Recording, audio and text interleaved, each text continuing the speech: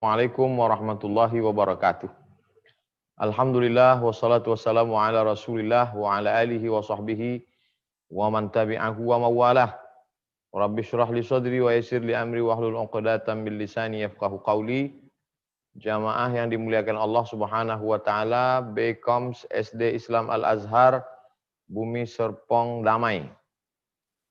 Kajian kita indahnya hidayah dari Allah Subhanahu wa taala.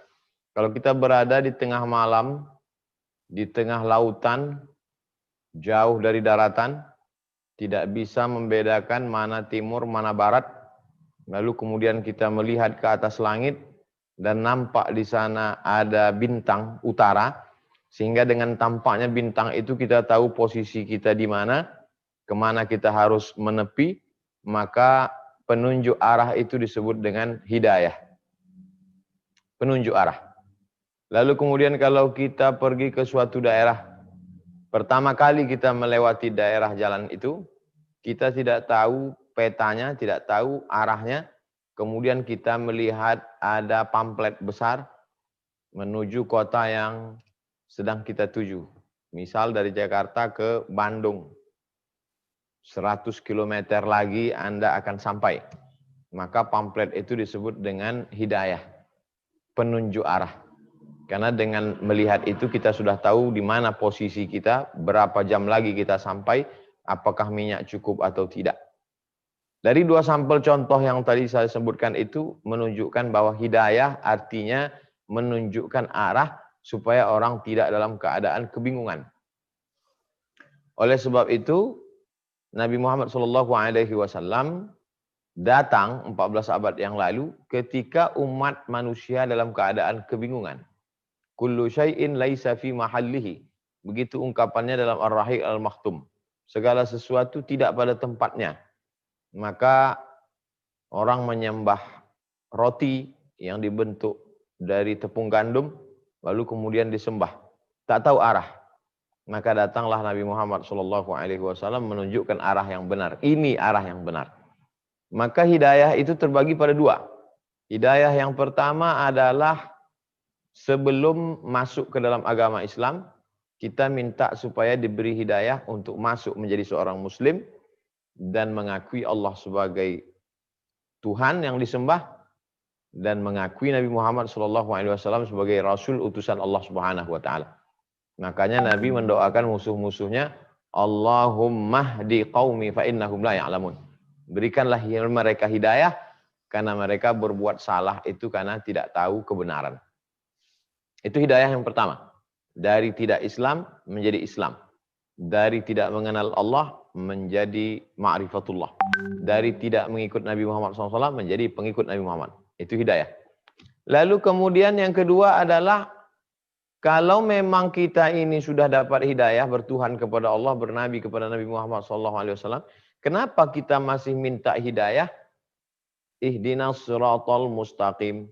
Tunjukkanlah kami hidayah, jalan yang lurus. Dan tadi subuh kita masih minta hidayah. Allahumma hdina fi man hadait. Berikanlah kami hidayah. Tapi kita sudah dapat hidayah. Hidayah apa lagi? Hidayah untuk selalu berada dalam kebenaran. Hidayah untuk selalu istiqamah.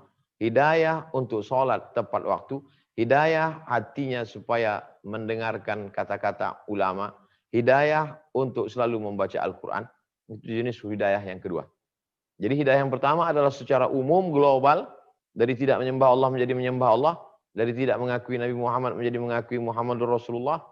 Lalu kemudian hidayah yang kedua setelah dia menjadi muslim adalah bagaimana supaya mengisi waktunya dengan benar. Kata-katanya berkata jujur. Matanya melihat yang halal. Telinganya mendengar yang baik. Kakinya melangkah ke masjid sholat berjamaah, hatinya selalu takut kepada Allah. Itulah makanya sehari semalam kita minta ihdinas siratal mustaqim. Kita kan sudah dapat hidayah, kenapa minta lagi? Minta supaya dari asar ke maghrib kita benar. Dari maghrib ke isya kita benar. Dari isya ke tengah malam kita benar. Sholat tahajud benar. Jangan sampai bengkok. Karena kerja setan, la'uwiyannahum. Aku akan goda mereka, aku akan la'aqudanna lahum siratakal mustaqim. Aku akan bengkokkan jalanmu yang lurus. Kita sudah bahas tentang makna apa itu hidayah, penunjuk jalan, penentu arah. Kita sudah bahas berapa jenis hidayah. Jenis pertama dari tidak Islam menjadi Islam. Jenis yang kedua setelah Islam tetap dalam kebenaran. Yang ketiga pembahasannya adalah bagaimana orang mendapat hidayah itu, mengapa dikatakan indah. Indahnya hidayah dari Allah Subhanahu wa taala. Mengapa dikatakan hidayah itu indah? Karena sebelumnya makanannya haram. Babi, anjing, menjijikkan, al-khaba'is. Lalu kemudian setelah dia dapat hidayah, maka darahnya ditumpahkan. Darah ayam, darah kambing, darah sapi ditumpahkan bersih. Bismillahi Allahu Akbar. Bersih semuanya. Setelah itu dicuci, karena darah ini haram, tak boleh dimakan.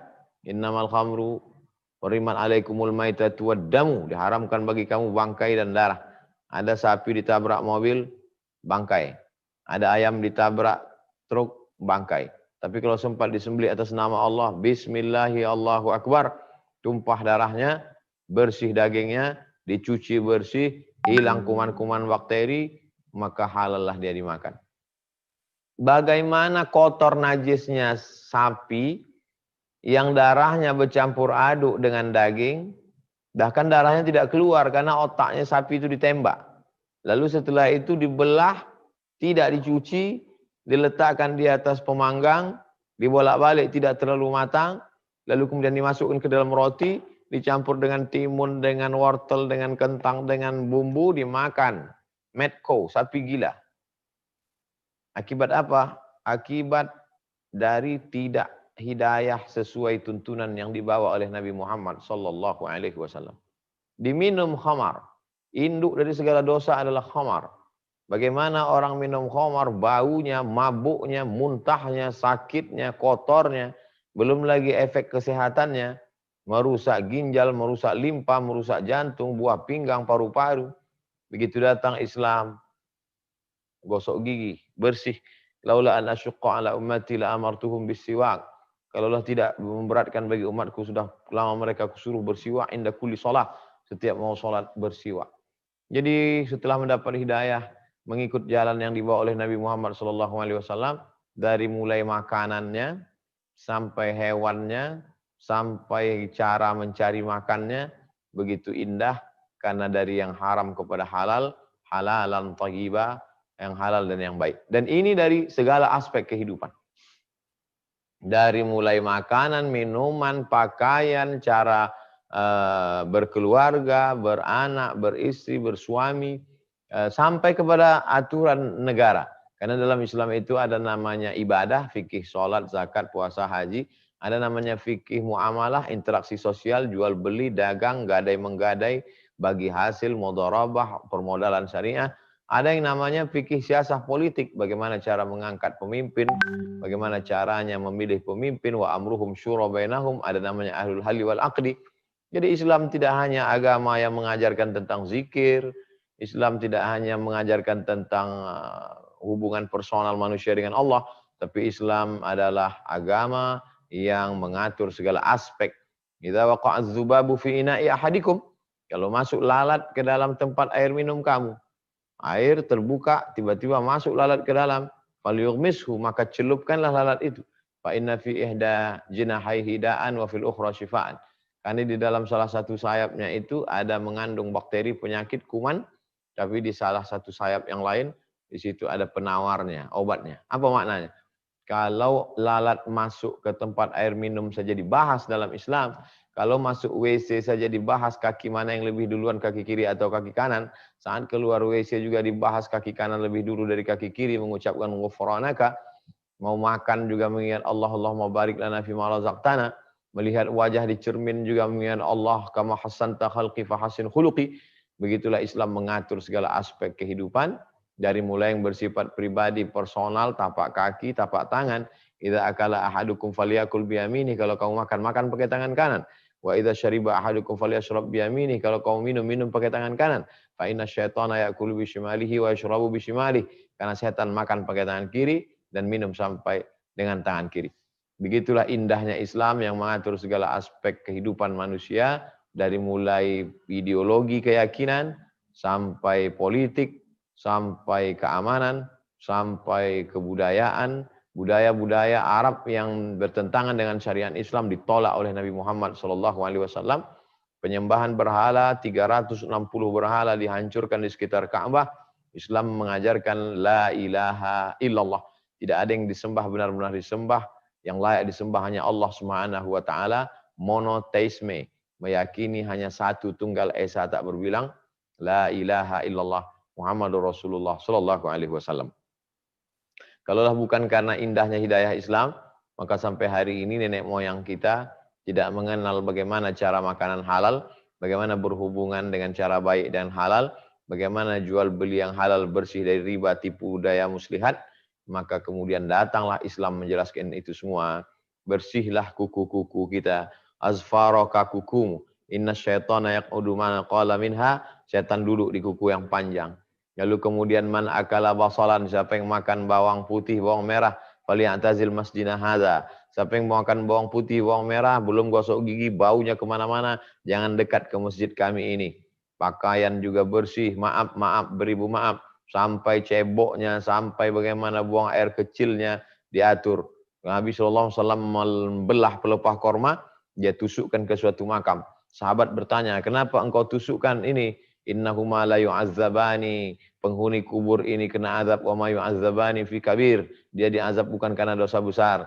Lalu kenapa dia diazab ya Rasulullah? Lam yastabri, dalam riwayat lain, lam yastanzih. Karena kencing tidak cebok. Karena kencing tidak menutup diri. Begitulah Islam. Tapi setelah Islam datang, alhamdulillah kita sadar tentang kebersihan. Hari ini kita diajarkan tentang bagaimana cuci tangan. Diajarkan Nabi SAW, idza istaiqadha ahadukum min naumihi.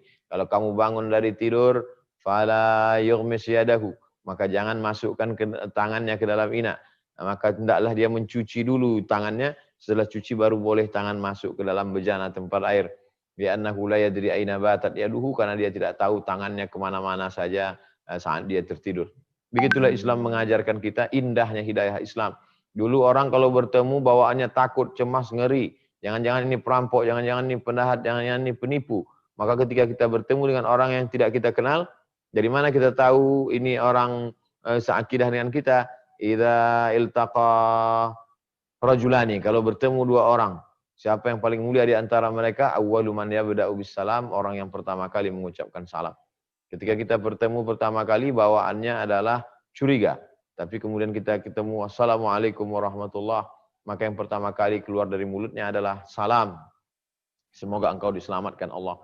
Warahmatullah, semoga rahmat Allah tercurah selalu untukmu. Wabarakatuh, semoga engkau diberikan Allah SWT barakah. Barakah hartamu, barakah nyawamu, barakah tubuhmu, barakah ilmumu, barakah hidupmu, barakah matimu, barakah ilmumu, barakah usiamu. Begitulah Islam, indahnya hubungan kita. Lalu kemudian ketika ada orang yang teraniaya, terzalimi, maka Islam mengajarkan unsur akhaka, tolong saudaramu, zaliman au mazluman, orang yang teraniaya maupun yang menzalimi. Kalau orang teraniaya kita tahu cara menolongnya. Tapi bagaimana orang yang menganiaya, orang yang menzalimi orang? Kata Nabi SAW, kuf, tahan tangannya. Kalau ada orang yang menempeleng, memukul, menyakiti, menganiaya, tahan tangannya. Man ra'a minkum mungkaran, di antara kamu melihat kemungkaran, falyughayyirhu biyadihi, rubah dengan tangan. Fa illam yastati, kalau tidak sanggup, fa bilisani, dengan lidah. Fa illam yastati, kalau tak sanggup, fa biqalbihi, dengan hati, jangan ikut. Wa dzalika adhaful iman, itulah selemah-lemah iman. Alhamdulillah, negara kesatuan Republik Indonesia terdiri dari berbagai macam suku, bangsa dan agama, macam-macam bahasa, maka alhamdulillah kita sebagai mayoritas menjaga kedamaian, menjaga, kalaulah mayoritas ini zalim, aniaya, sudah lama negeri ini bubar, na'udzubillah.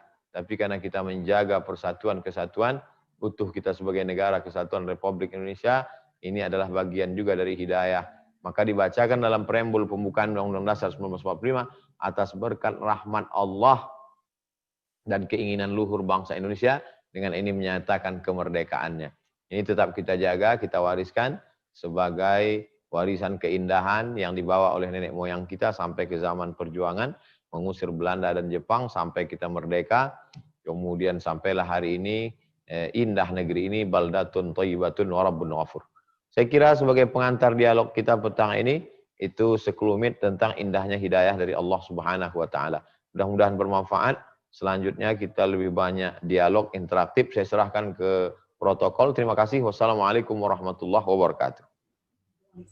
Waalaikumsalam warahmatullahi wabarakatuh. Terima kasih Pak Ustadz Abdul Somad. Baik, kita akan buka sesi tanya jawab untuk berdialog. Bapak Ibu bagi yang ingin bertanya bisa mengirimkan pertanyaan ke nomor WhatsApp 0812 8000 3301 atau bisa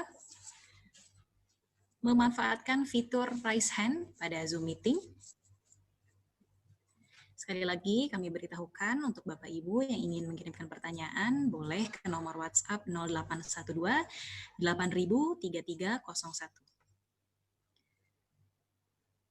Baik Pak Ustadz, telah masuk kepada chat kami pertanyaan. Mohon izin untuk membacakan pertanyaannya Pak Ustadz. Baik, silakan. Jadi pertanyaannya begini Pak Ustadz. Kepada siapa hidayah itu diberikan? Mohon penjelasannya Pak Ustadz.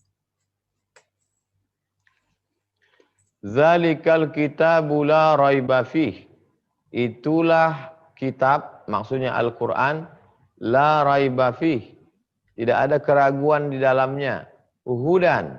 Al-Quran itu hidayah. Zalikal kitabu la raiba fih. Itulah Al-Quran yang di dalamnya tidak ada keraguan bahwa dia datang dari Allah Subhanahu wa taala. Hudan. Dia menjadi hidayah. Bagi siapa? Lil muttaqin. Bagi orang yang takut kepada Allah Subhanahu wa ta'ala. Dalam ayat lain, Syahrul Ramadan alladzi unzila fihi al-Qur'an. Pada bulan Ramadan diturunkan Al-Qur'an. Hudan. Lagi-lagi disebutkan hidayah. Al-Qur'an itu adalah kitab petunjuk untuk membedakan mana halal, mana haram, mana bengkok, mana lurus, mana hak, mana batil, mana baik, mana buruk. Hudan. Menjadi hidayah. Bagi siapa? Linnas. Bagi umat manusia. Yang satu tadi dikatakan lil muttaqin, bagi yang takut kepada Allah.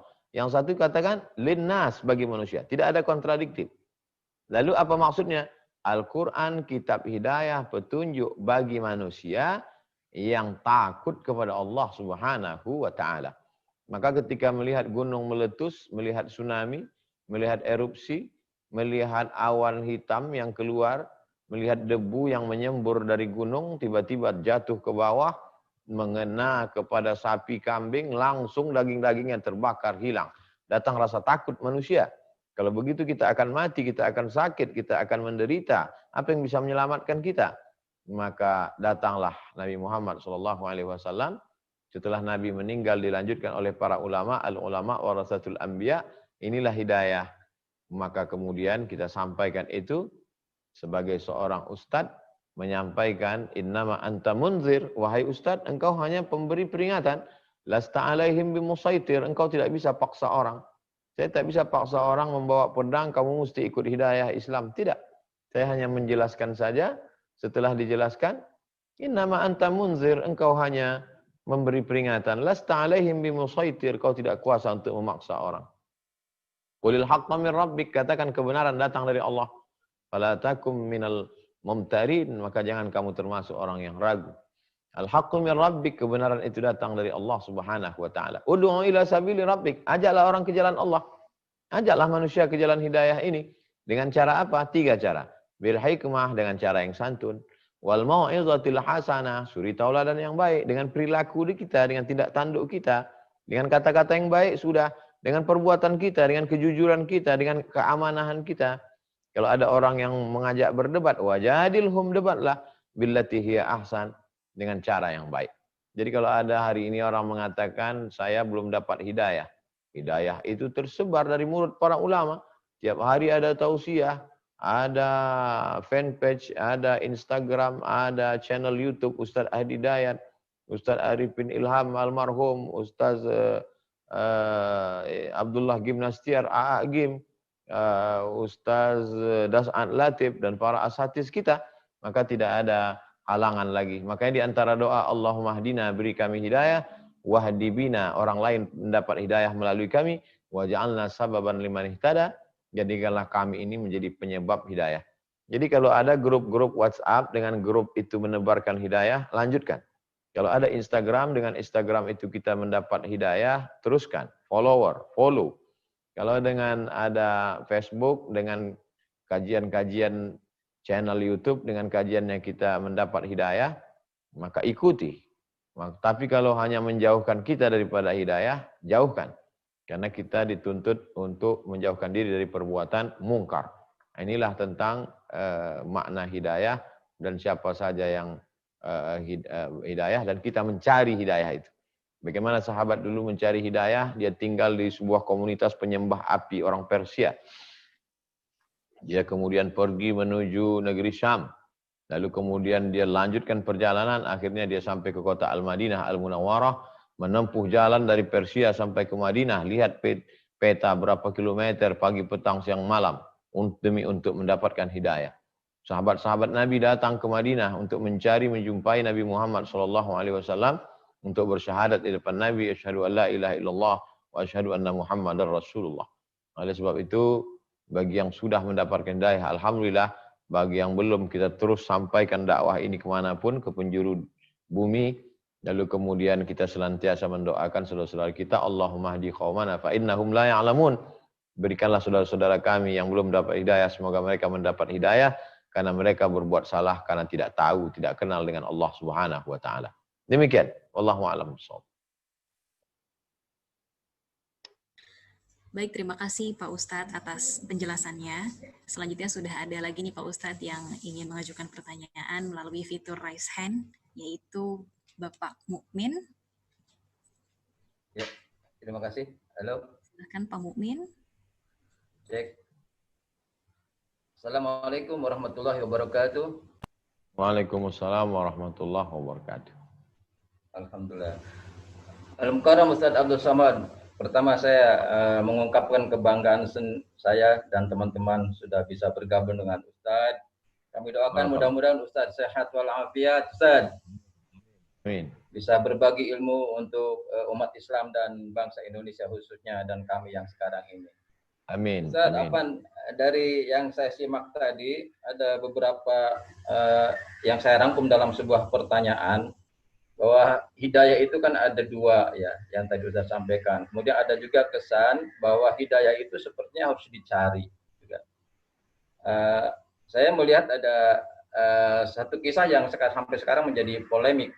Kisah ketika paman Rasulullah SAW Abu Thalib sampai menjelang wafatnya, konon kabarnya tidak sempat bersyahadat. Kan? Sampai Nabi sendiri meminta kepada Allah atau meminta Abu Thalib untuk bersyahadat, tapi Abu Thalib merasa berat dengan beberapa alasan.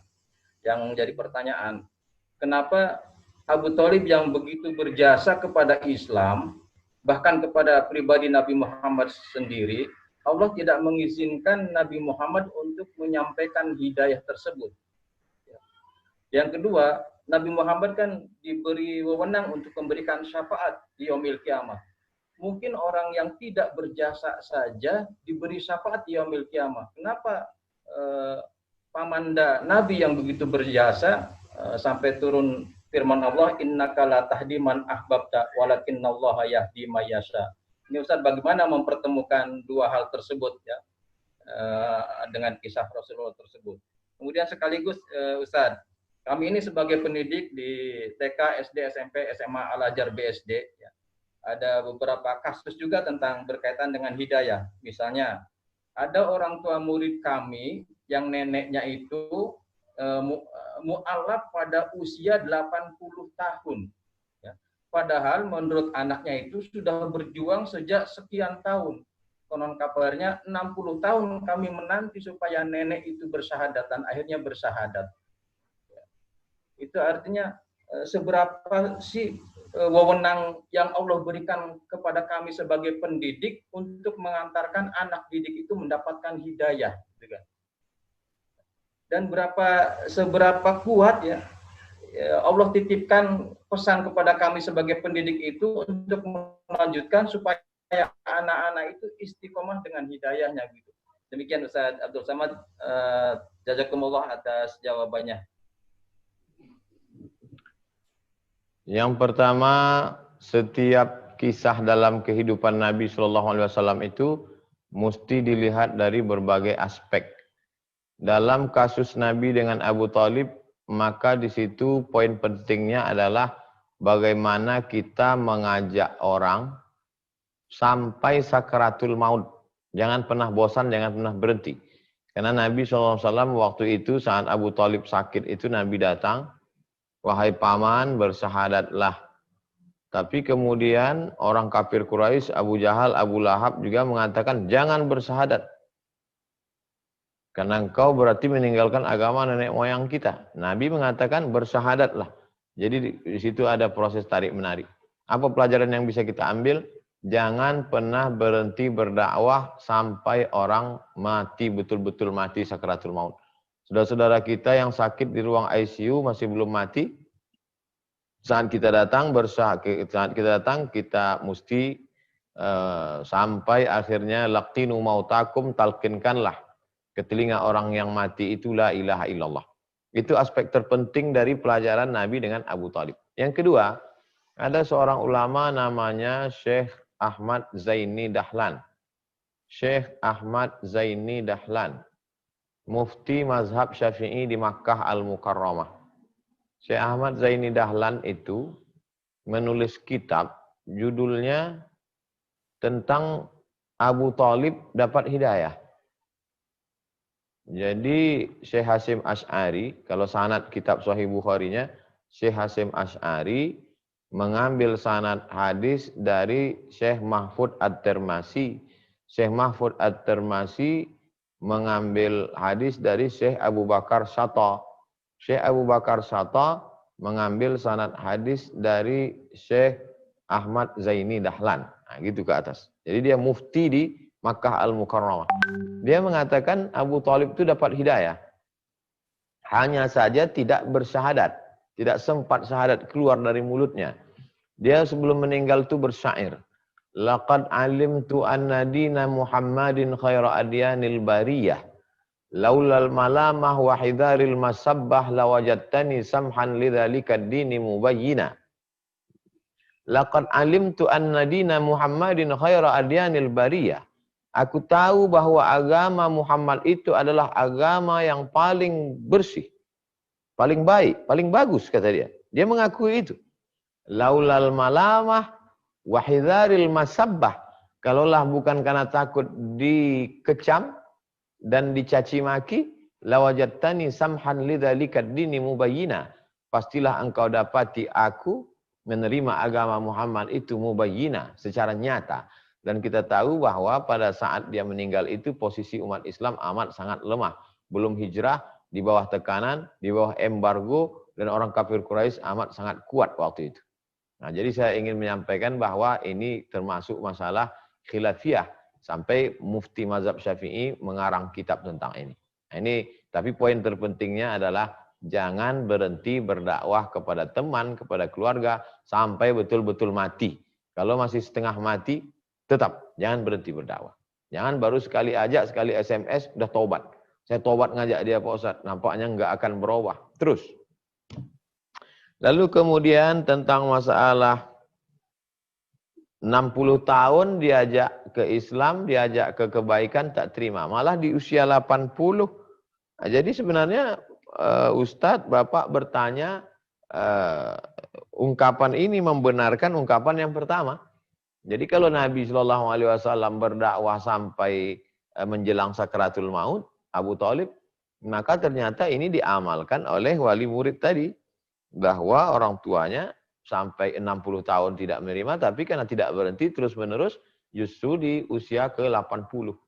Jadi sebenarnya bagi saudara-saudaraku yang orang tuanya belum bersyahadat, justru mereka itu adalah bonus. Ayyahdiyallahu bika rajulan wahidan khairum min humurin na'am. Satu orang dapat hidayah karenamu, maka itu lebih baik daripada seekor unta yang merah. Dapat hidayah satu orang karenamu, maka itu khairum minad dunya wa ma fiha, lebih baik daripada dunia dan seisinya. Saya berceramah di salah satu tanah lapang sepak bola, penuh 100.000 orang, tapi semuanya sudah dapat hidayah. Hidayah yang pertama maksudnya.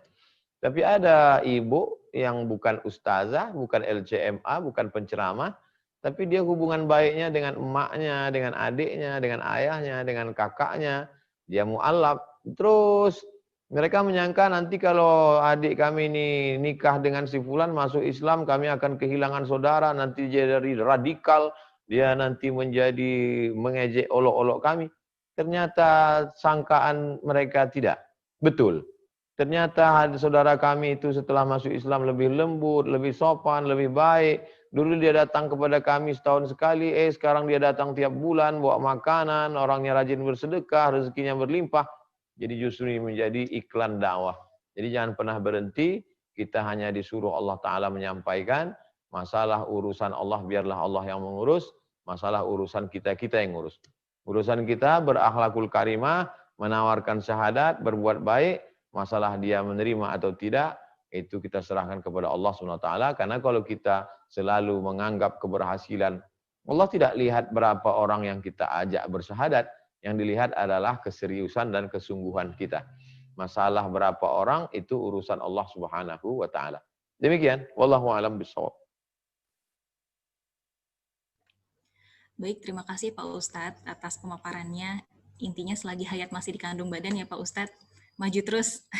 Maju terus, tak boleh berhenti berdakwah. Iya. Baik Pak Ustadz, sudah ada penanya berikutnya, yaitu Bapak Mudofar. Assalamualaikum Pak Mudofar. Baik, Assalamualaikum warahmatullahi wabarakatuh. Waalaikumsalam warahmatullahi wabarakatuh. Dipersilahkan. Assalamualaikum Ustadz. Waalaikumsalam warahmatullahi wabarakatuh, Pak Mudofar. Ya, Assalamualaikum warahmatullahi wabarakatuh. Ya, gimana? Ya, sehat Ustadz ya. Baik Ustadz, tadi sudah disebutkan bahwa salah satu hidayah yang pertama kita bernabi Muhammad SAW. Ini Ustadz, kita dihebohkan dengan suatu peristiwa penistaan ya kepada nabi kita, dibikin karikatur di negara Prancis. Bahkan presidennya sendiri mengatakan itu sebagai kebebasan berpendapat. Nah, bagaimana kita Ustadz sebagai umat Islam dengan peristiwa itu, terutama umat Islam di Indonesia gitu kan, dengan peristiwa itu, dengan kejadian itu. Yang kedua, bagaimana kita cara meraih cinta Rasul Ustadz, cintanya Rasul dan syafaatnya Rasul ini. Jangan-jangan cinta kita itu palsu, atau jangan-jangan kita tidak dicintai Rasul itu. Itu aja Ustaz, terima kasih pencerahannya. Assalamualaikum warahmatullahi wabarakatuh. Waalaikumsalam warahmatullahi wabarakatuh. Dari mulai sejak zaman Nabi SAW mereka katakan Nabi itu sahir, tukang sihir, kadzab, pendusta, asatirul awalin, tukang dongeng-dongeng nenek moyang zaman kuno, zaman silam, majnun, orang gila. Jadi sampailah hari ini, cuman kalau kita perhatikan kapan ejekan itu datang dan kapan dia berhenti. Kita bukanlah agama baru kemarin sore, 1400 tahun yang lalu. Nabi kita diejek-ejek, dilempar pakai batu, pecah pelipisnya, patah giginya, berdarah tapak kakinya hingga membasahi terompah kayunya. Dia biasa dengan itu. Cuman yang perlu kita perhatikan kapan dia diejek dan kapan ejekan itu berhenti. Dia diejek ketika di Makkah.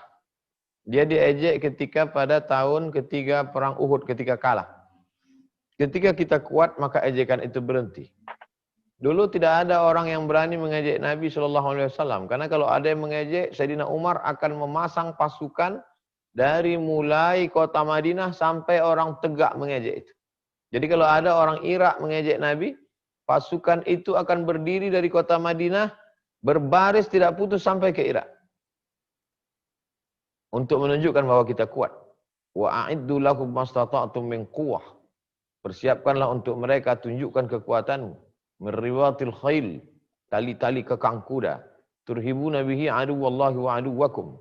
Dengan kekuatanmu itu, dengan kekuatan pasukanmu itu, maka musuh-musuh Allah menjadi gentar, menjadi takut kepada kamu. Di antara kehebatan pasukan Nabi Muhammad SAW, wa qadhafa fi qulubihimur ru'ba.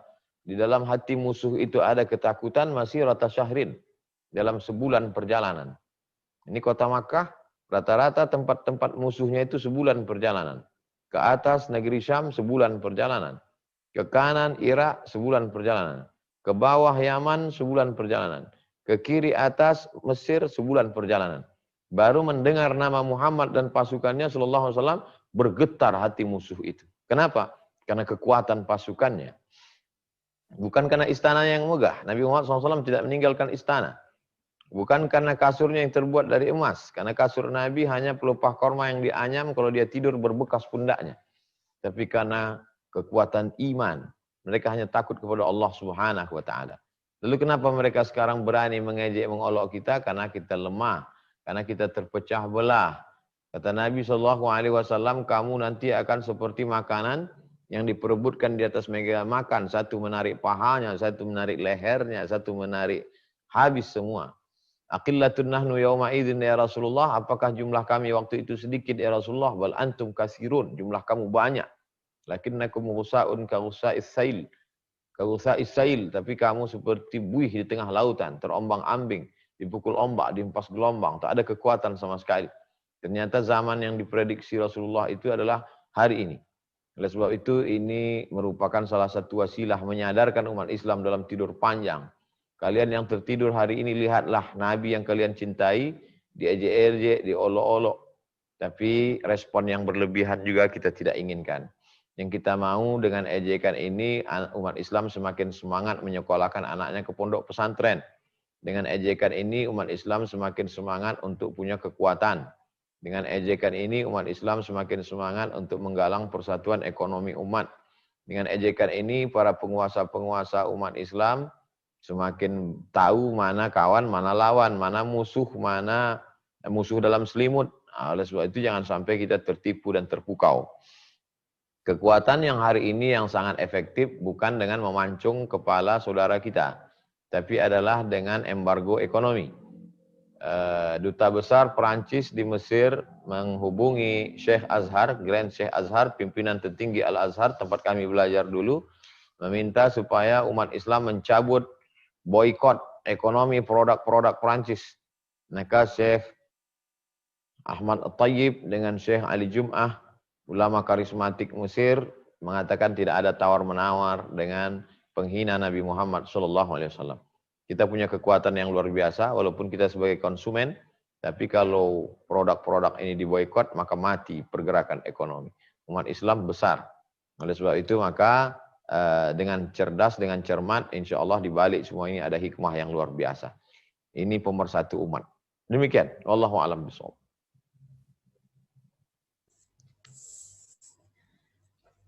Baik, terima kasih Pak Ustadz atas pemaparannya. Ya, selanjutnya sudah masuk pertanyaan Pak Ustadz melalui fitur raise hand. Pak Abi Hurairah. Kepada Pak Abi. Assalamualaikum Pak Abi. Ya, Assalamualaikum warahmatullahi wabarakatuh. Waalaikumsalam warahmatullahi wabarakatuh. Ustadz, alhamdulillah kemarin kita sempat bertemu. Hari ini kita ketemu online Ustadz ya. Alhamdulillah Bang Abi, apa kabar? Sehat? Alhamdulillah khair. Ini Ustadz, mengenai hidayah. Hidayahnya kan memang harus kita cari. Nah, anak-anak kita, anak SD, ini lagi gemar untuk baca Al-Quran Ustadz. Nah, untuk menghafal Quran. Nah, dalam Quran kan ada pertengahan wal yatalataf. Hendaklah berlemah lembut. Ini gimana nih Ustadz nih? Korelasinya antara yatalataf dengan cinta untuk menghafal Quran nih. Syukran Ustadz. Jadi ketika itu anak-anak muda dikejar-kejar oleh raja. Rajanya sangat zalim dan aniaya. Dia tidak suka ada anak muda menjadi penentang. Dia anggap ini oposisi. Akhirnya anak-anak muda ini dikejar-kejar, larilah ke sebuah gua. Allah cerita tentang anak muda itu, kata Allah dalam Quran, innahum fityatun amanu bi rabbihim wa zidnahum huda. Mereka adalah sekelompok anak muda yang beriman kepada Allah, zidnahum huda. Hidayah mereka kami tambah. Nah, ini. Jadi hidayah yang pertama, bersyahadat, mengakui Allah, mengakui Rasulullah. Setelah itu hidayah itu bertambah-tambah. Hidayah untuk buat baik, hidayah untuk ikut majelis ta'lim, hidayah untuk amar ma'ruf nahi mungkar. Zidnahum huda. Hidayahnya kami tambah-tambah terus. Inilah sekelompok anak muda tadi. Sampai akhirnya mereka rela untuk mengorbankan masa muda mereka, bersembunyi mereka di sebuah gua. Walabithu fi kafihim salasami'atin wasdadu tis'a. Mereka tertidur di dalam gua itu 309 tahun. Kalau dihitung menurut hitungan bulan Qamariyah, Muharram, Safar, Rabiul Awal, Rabiul Akhir 309. Tapi kalau dihitung menurut hitungan Januari, Februari, Syamsiah, maka dia 300 tahun. Maka disebut 309. Karena dalam 300 tahun itu ada perbedaan 9 tahun menurut hitungan Syamsiah dan Qamariyah. Lalu kemudian sampai akhir masa yang ditetapkan Allah, terbangunlah, terjagalah salah satu dari anak muda ini. Begitu terjaga, maka dia lapar. Maka disuruhlah satu orang di antara mereka untuk beli nasi ke pasar. Fulan, kita lapar nih, kamu beli nasi. Wal yatalattaf wa la yush'iranna bikum ahada. Tapi kamu beli nasinya pelan-pelan, jangan sampai gerasak-gerusuk, nanti ketahuan kalau kamu anak muda yang lari dari penguasa zalim. Akhirnya dia pergi ke pasar pelan-pelan, ketika dia tunjukkan uangnya mau beli makanan karena lapar, lalu penjual makanan ngelihat uangnya, ternyata uangnya 300 tahun yang lalu, 3 abad yang lalu. Kamu dari mana? Ini uangnya kok udah nggak laku lagi, ini uang 300 tahun yang lalu. Nah, akhirnya mereka beramai-ramai mengunjungi gua itu, rajanya pun sudah berubah menjadi raja yang soleh, yang adil dan amanah. Akhirnya mereka sampai ke sana, itu rupanya hanya skenario Allah untuk menunjukkan bahwa Allah kuasa untuk membuat mereka tertidur, tapi mereka tidak membusuk, tidak mati, mereka sehat walafiat. Setelah ditemukan, berubah kekuasaan, akhirnya setelah itu mereka pun benar-benar meninggal dunia. Salah satu karomah yang diberikan Allah kepada wali-wali anak-anak muda. Nah, belajar dari sini bahwa kita mesti mendidik anak-anak muda kita, anak muda yang berintegritas. TK Quran, SD Quran, SMP Quran, SMA Quran, rumah Quran. Yang punya rumah banyak sekali, kos-kosan, rumah megah, rumah mewah, buat satu rumah itu rumah Quran. Sehingga anak-anak di sana belajar baca Quran, ngapal Quran, SD TK Quran, SD Quran, SMP Quran, SMA Quran. Sehingga lahirlah generasi-generasi Qurani yang berlemah lembut, yang bersopan santun, yang bertata krama. Tidak ada gunanya mereka cerdas, IP-nya tinggi, tapi nggak bisa baca Quran, sakau, pacaran, homo, LGBT, na'udzubillah, na'udzubillah, na'udzubillah. Oleh sebab itu maka amat sangat kita support diantaranya adalah SD Islam Al-Azhar, karena di sana diajarkan Al-Quran, akhlakul karimah, bahwa nanti setelah SD Quran, SMP Quran, SMA Quran, penuh kepalanya dengan Quran, hadis Nabi, akhlak, fikih, bahasa Arab, terserah bebas. Dia dapat beasiswa dari Cambridge, dapat beasiswa dari Sorbonne, dapat beasiswa dari McGill, Kanada, dapat beasiswa dari manapun, karena dalam hatinya sudah bersemayam Al-Quran, akhlakul karimah. Idza ja'akum man tardawna dinahu wa khuluquhu. Manusia itu baik hanya karena dua saja kata Nabi. Yang pertama din, agamanya, yang kedua khuluq, akhlaknya. Itulah yang ditanamkan pada anak-anak kita. Saya kira demikian Bang Abi Hurairah. Wallahu a'lam. Baik, terima kasih Pak Ustadz Abdul Somad.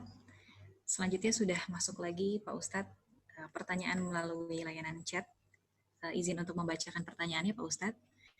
Assalamualaikum warahmatullahi wabarakatuh Pak Ustadz. Mau tanya. Waalaikumsalam.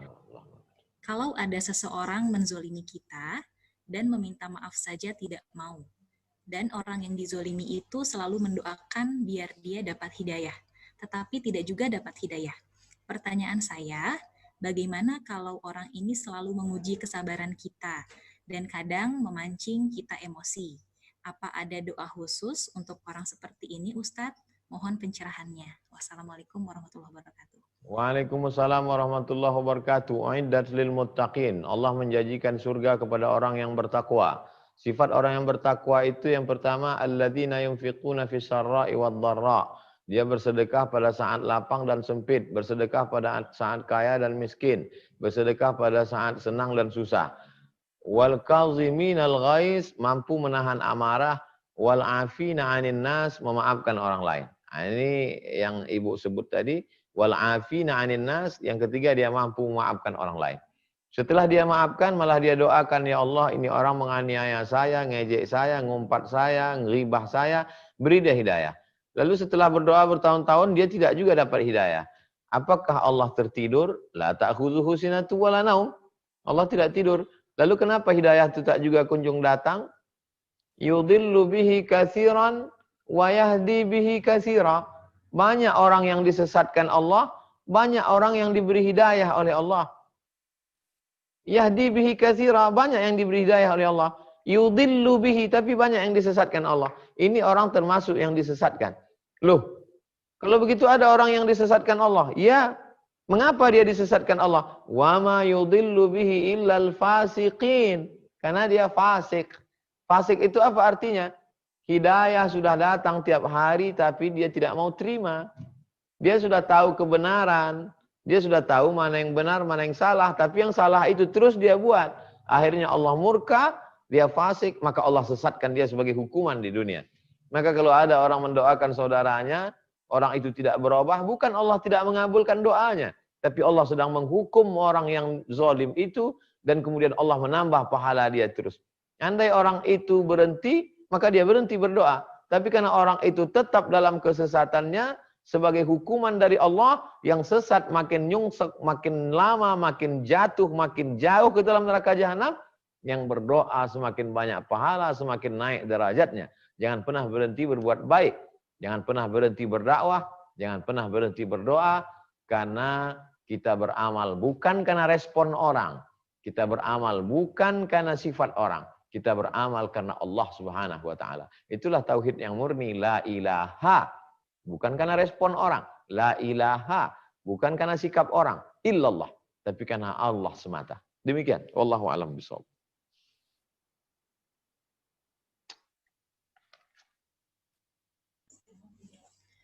Baik, terima kasih Pak Ustadz atas pemaparannya. Selanjutnya ada lagi pertanyaan Pak Ustadz melalui layanan chat kami.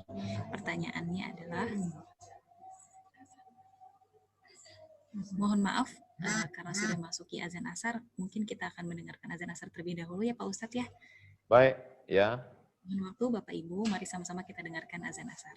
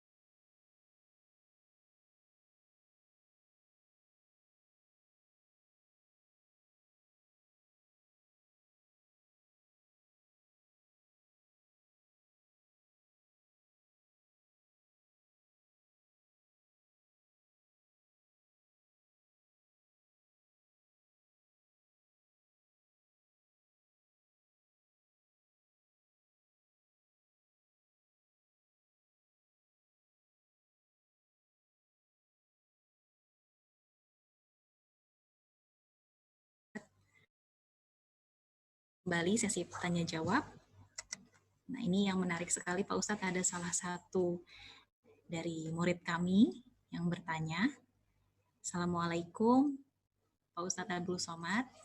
Nama saya Hana Elisia, murid SD Islam Al-Azhar BSD kelas 5, izin bertanya. Kan Hana masih kecil nih Ustadz. Kalau Hana sudah akil baligh, mengenai ibadah menjadi tanggung jawab Hana. Apa yang harus Hana lakukan agar Hana selalu dalam hidayah Allah Subhanahu wa Ta'ala, agar Hana bisa menjadi anak solehah sesuai harapan ayah dan bunda Hana? Mohon jawabannya Pak Ustadz. Masya Allah, Hana kelas 5 SD. Yang perlu Hana dan anak-anak sebesar Hana, sahabat-sahabat Hana, 3. Yang pertama, akidahnya mesti benar. Hanya percaya kepada Allah, jangan lagi percaya kepada setan, jangan percaya kepada dukun, jangan sampai berubah akidah. Nauzubillah, sekarang gerakan murtad luar biasa. Artis-artis murtad, tokoh-tokoh murtad, video-video ateis seliweran di YouTube, nauzubillah. Jadi yang pertama akidahnya tetap la ilaha illallah Muhammadur Rasulullah. Waktu senang maupun susah, waktu sempit maupun lapang, tetap la ilaha illallah sampai mati dalam keadaan la ilaha illallah Muhammadur Rasulullah. Akidahnya mesti benar. Yang kedua, setelah akidahnya benar, ibadahnya benar. Salat subuh, zuhur, asar, maghrib, isya, ditambah salat sunat, qabliyah subuh, qabliyah zuhur, qabliyah asar, ba'diyah zuhur, qabliyah asar, qabliyah maghrib, ba'diyah maghrib, qabliyah isya, ba'diyah isya, salat tahajud, salat witir, salat duha, baca Quran. Jadi ibadahnya mesti benar, puasa wajib, puasa sunat. Lalu kemudian yang ketiga, akhlaknya baik, berbakti kepada orang tua, hormat kepada guru, sayang kepada teman, menjaga keutuhan negara, kebersihan. Nah, ini akhlak. Jadi inilah yang dasar dalam Islam. Akidahnya benar, ibadahnya benar, akhlaknya baik, maka insya Allah anak-anak Indonesia, sahabat-sahabat Hana, tetap menjadi pelanjut estafet kepemimpinan negeri ini, agar Indonesia tetap menjadi baldatun thayyibatun wa rabbun ghafur. Demikian untuk Ananda Hana dan sahabat-sahabat Hana seluruh Indonesia. Wallahu a'lam. Terima kasih Pak Ustadz atas penjelasannya dan doanya. Oke, baik Pak Ustadz, untuk sesi tanya jawab apakah masih bisa dilakukan? Ya, silakan. Ya, baik Pak Ustadz, sudah masuk pertanyaan. Saya pilihkan satu pertanyaan melalui layanan chat WhatsApp. Pertanyaannya adalah, apakah orang yang pendosa akan mendapatkan hidayah, dan bagaimana kita dapat mengetahui bahwa kita adalah orang yang mendapatkan hidayah atau tidak? Begitu Pak Ustadz pertanyaannya. Mohon jawabannya Pak Ustadz. Terima kasih. 2 pertanyaan. Pertanyaan yang pertama, apakah orang pelaku dosa dapat hidayah? Hidayah itu seperti wifi. Wifi yang menyebarkan internet gratis. Lalu kemudian ada handphone yang nerima, ada yang tidak. Kenapa handphone ini tidak nerima? Karena jadul. Kenapa laptop ini nggak nerima? Karena tidak tahu password. Kenapa ini tidak terima? Karena menolak. Jadi dia, lalu kemudian ada manusia yang menolak, ada yang tidak. Selama ini dia menolak. Kenapa dia menolak? Kamu kenapa nggak mau bersyahadat? Aduh, nantilah. Atau sudah bersyahadat tapi belum sholat. Hidayah 2 tadi. Hidayah 1 sudah tapi hidayah 2 belum. Atau hidayah 1 belum. Nantilah. Jadi tidak ada yang menghalang. Yang menghalang itu adalah dirinya sendiri. Karena Allah itu amat sangat sayang. Allah itu ghafur. Allah itu rahim. Allah memberikan hidayah kepada seluruh umat manusia. Adapun kita yang menjadi penyampai, jangan pernah putus asa. Karena Allah Subhanahu wa Ta'ala sesungguhnya sedang mengangkat derajat kita. Kalaulah Nabi SAW itu putus asa, kita tidak Islam hari ini. Karena di Makkah itu 13 tahun. dengan berbagai macam cara, dari mulai yang sir sampai yang jahar, dari mulai dianiaya sampai embargo 3 tahun lamanya, barulah. Jadi kalau diikuti proses untuk penyebarannya lebih lama, 13 tahun, dibanding berkuasanya di Madinah selama 10 tahun. Jadi Allah Ta'ala memberikan hidayah kepada pezina, kepada peminum khamar, kepada pemabuk. Mereka lah yang menolak hidayah Allah Subhanahu wa Ta'ala karena menyangka matinya masih lama, karena nunggu pensiun dulu, karena banyak alasan mereka menolak hidayah. Yang pertanyaan kedua adalah bagaimana kita tahu bahwa kita menerima hidayah? Saya tahu saya dapat hidayah. Kenapa? Karena saya menyembah Allah dan saya ikut Nabi Muhammad SAW. Saya dapat hidayah. Ini hidayah yang pertama. Saya tidak menyembah pohon kayu, saya tidak menyembah hantu, saya tidak menyembah binatang, saya tidak menyembah tuyul, saya tidak menyembah nyi blorong, saya tidak menyembah apapun. Saya hanya menyembah iyyaka na'budu wa iyyaka nasta'in. Maka saya dalam hidayah.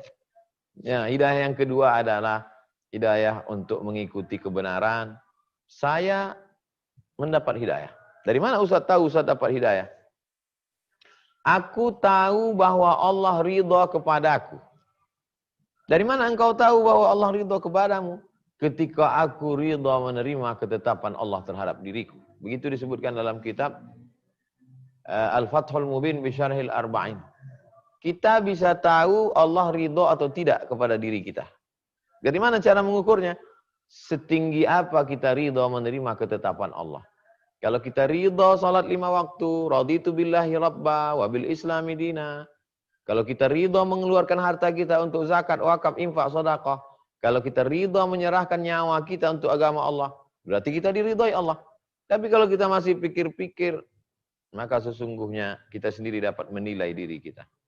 Oleh sebab itu, kita selalu mengukur diri kita dengan apa yang sudah kita berikan untuk agama Allah, dan seserius apa kita menjalankan ajaran agama yang dibawa oleh Nabi Muhammad SAW.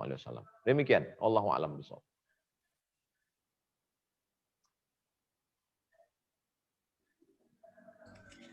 Baik, terima kasih Pak Ustadz. Selanjutnya kita akan, masih bisakah Pak Ustadz untuk sesi tanya jawab? Ya. Baik. Kita akan mempersilahkan untuk Ibu Sri Hayati yang sudah menggunakan fitur raise hand untuk langsung menyampaikan pertanyaannya. Assalamualaikum Ibu Sri. Waalaikumsalam Ibu Moderator, terima kasih. Alhamdulillah pada akhirnya kebagian juga untuk bertanya kepada Ustadz.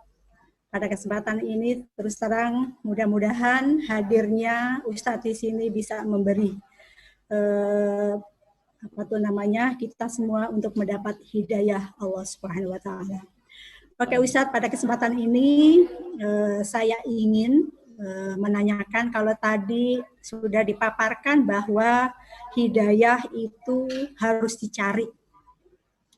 Nah, bagaimana untuk mensinkronkan penjelasan beberapa ayat yang menyatakan bahwa hanya Allah lah yang memberi hidayah tersebut. Itu yang pertama.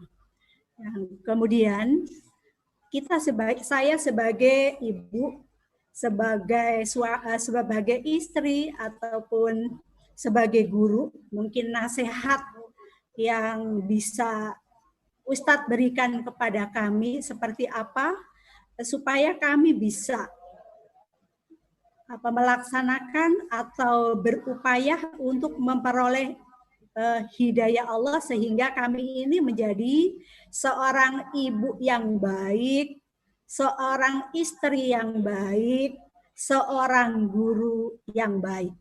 Nah, itu beberapa nasihat yang ingin bisa saya dapatkan. Mudah-mudahan saya ini benar-benar bisa bermanfaat untuk anak-anak didik, untuk anak keturunan kami. Mungkin itu saja Ustadz, terima kasih, mohon doanya. Mudah-mudahan kami semua mendapat hidayah Allah Subhanahu wa taala. Terima kasih. Wassalamualaikum warahmatullahi wabarakatuh. Waalaikumsalam warahmatullahi wabarakatuh. Yahdi bihillahu man yasha. Allah yang memberi hidayah. Innaka lan tahdi man ahbabta. Engkau tidak bisa memberi hidayah. Walakinallaha yahdi man yasha. Allah lah yang memberi hidayah. Bagaimana mensinkronkan ayat ini dengan pernyataan Ustadz orang mencari hidayah? Padahal Allah yang memberi hidayah. Begini, ada orang masuk Islam, maunya bersahadat kalau disahadatkan Abdul Somad. Saya mau syahadat kalau yang mensyahadatkan saya Abdul Somad. Dia datang ke hadapan saya. Dan dia nangis berkata, saya dapat hidayah karena ceramah Ustadz Abdul Somad. Dan saya masuk Islam. Saat itu saya dengan angku dan sombongnya berkata, lihatlah jamaah, ini orang masuk Islam karena saya, karena ceramah saya. Saat itulah dua ayat ini mematahkan hati saya, bukan Abdul Somad. Allah yang memberi dia hidayah. Yahdi bihillahu man yasha. Allah memberi dia hidayah. Innaka lan tahdi man ahbabta. Kau tidak bisa memberi hidayah siapapun. Walakinallaha yahdi man yasha. Allah memberi hidayah.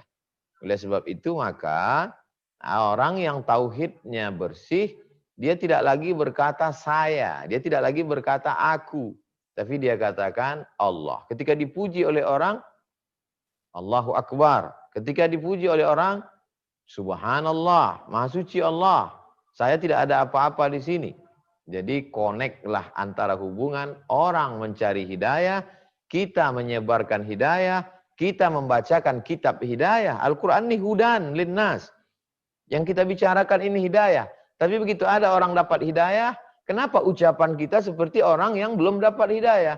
Kita merasa, kalau bukan karena pondok saya, kalau bukan karena saya, kalau bukan karena pengajian saya, kalau bukan karena majelis saya, loh, katanya hidayah datang dari Allah. Maka ini hanya bayang-bayang semua. Ini hanya bayang-bayang semua. Pemilik bayang-bayang yang hakiki yang sebenarnya hanyalah Allah Subhanahu wa taala. Itulah puncak tauhid, itulah puncak daripada akidah bahwa ketika kita mampu berkata la haula wala quwata illa billah. Puncak daripada tauhid. Bagaimana menjadi seorang ibu, istri dan guru?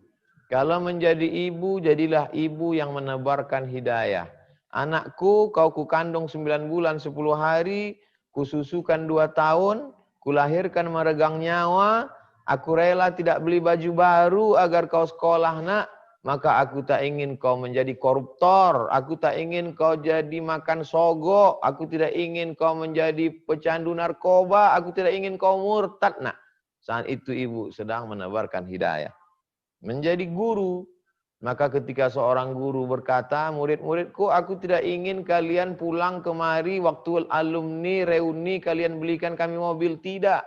Cukup kalian bacakan kami Al-Fatihah, ketika kami mati kamu bangun tengah malam, Rabbi firli wali walidayya wali masyaikhina, kepada guru-guru kami, maka kami tak pernah meminta balasan apapun nak, yang penting kalian jujur murid-muridku, yang penting kalian takut pada Allah, yang penting kalian ridha menerima ketetapan Allah.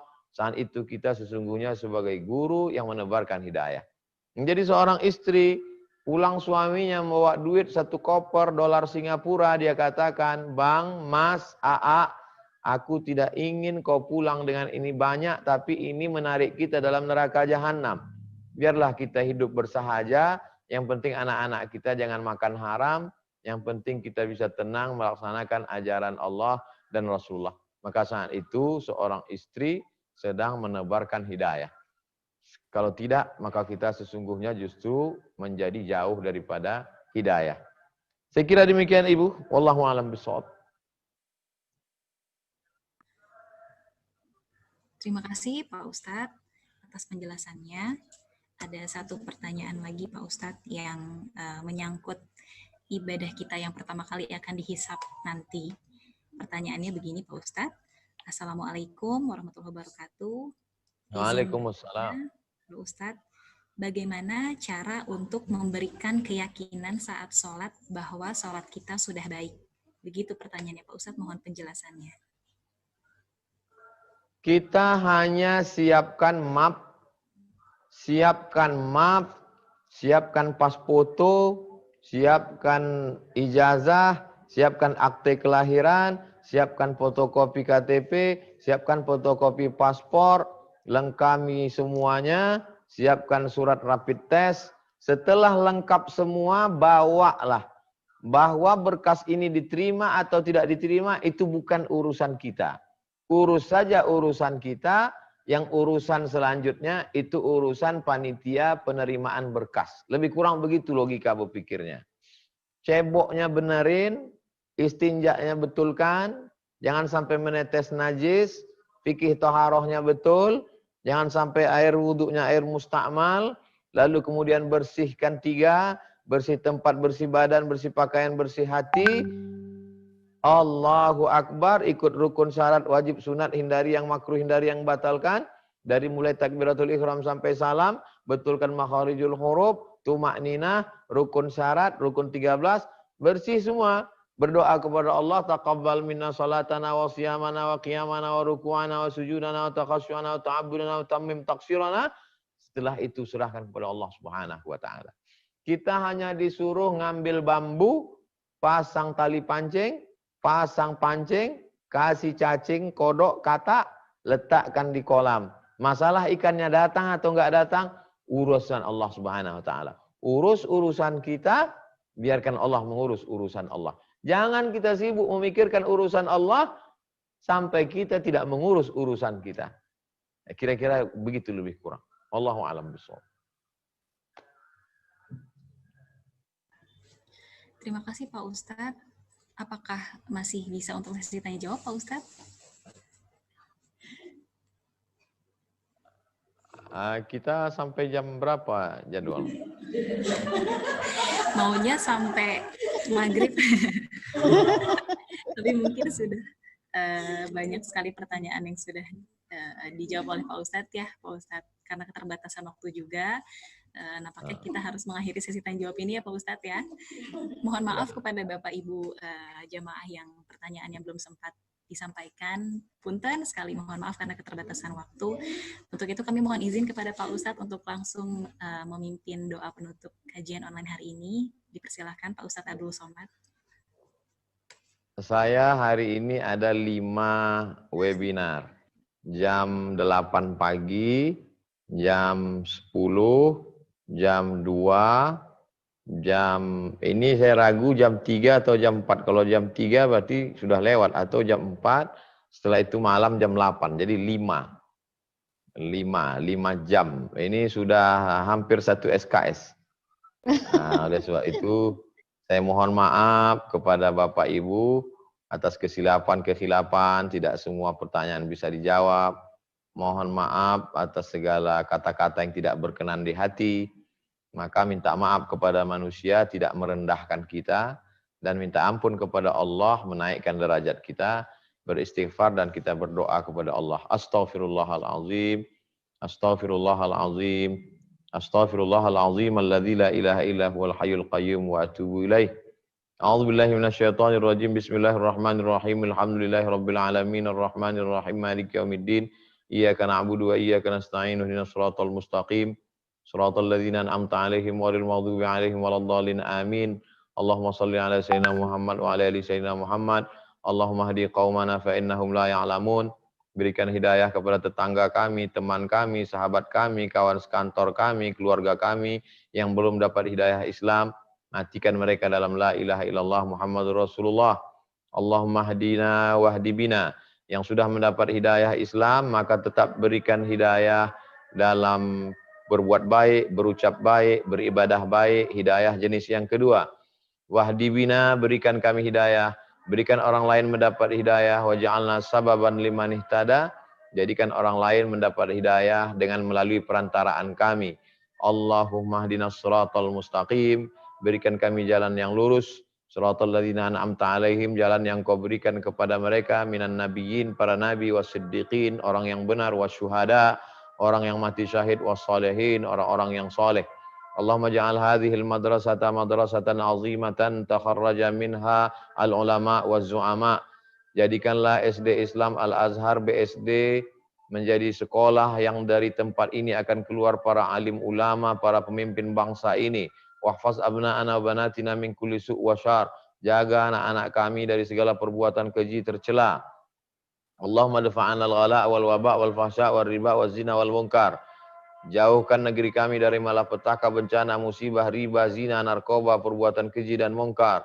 Allahumma khtim lana bi husnul khatimah, tutup umur kami dengan husnul khatimah. Wala takhtim alaina bi su'ul khatimah, jangan tutup dengan su'ul khatimah. Rabbana fir lana dzunubana, ampunkan dosa kami, wali walidina, kedua orang tua kami, wali masyayikhina, guru-guru kami, wali man syarakana, semua yang mengikuti program ini ya Allah. Allahumma khtim lana bi husnul khatimah, wala takhtim alaina bi su'il khatimah. Wa sallallahu ala sayyidina Muhammad wa ala alihi washabbihi wasallam walhamdulillah rabbil alamin. Terima kasih segala perhatian, mohon maaf segala kesilapan, panjang umur, sehat badan, kita akan ketemu lagi. Mohon maaf, saling mendoakan. Wassalamualaikum warahmatullahi wabarakatuh. Waalaikumsalam warahmatullahi wabarakatuh.